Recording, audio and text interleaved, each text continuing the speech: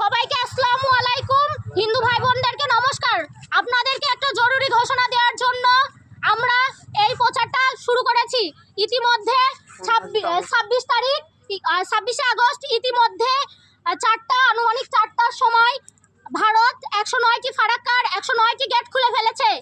তো আমরা নিজ নিজ অবস্থান থেকে সতর্ক থাকি। কুষ্টিয়া, যশোর, রাজশাহী, পাবনা এরকম অনেক জেলায় মানুষ ক্ষতিগ্রস্ত অলরেডি শুরু হয়ে গেছে। তো আমরা চাই না যে আমাদের কুষ্টিয়া জেলা বা আশেপাশের কোনো জেলার ক্ষয়ক্ষতি হোক।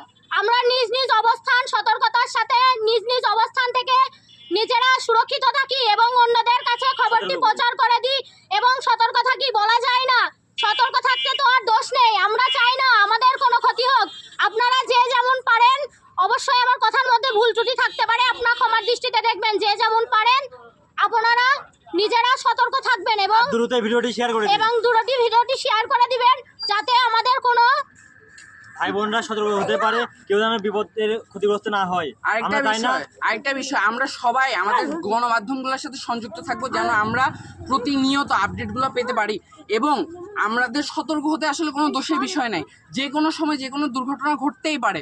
আরেকটা বিষয়, ফেনীতে যেরকম অসতর্কতার কারণে অর্থাৎ কোনো সতর্ক সংকেত না পাওয়ার কারণে অনেক মানুষ নিজেদের জানমাল নিয়ে নিরাপদ আশ্রয়স্থলে যাইতে পারেনি।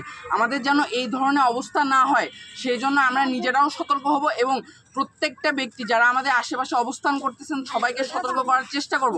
বিশেষ করে নদীর পাড়ে যারা বসবাস করেন তারা সর্বপ্রথম এই ব্যাপারটার মাধ্যমে এফেক্টেড হবেন। তো তাদেরকে আমরা চেষ্টা করব নিরাপদ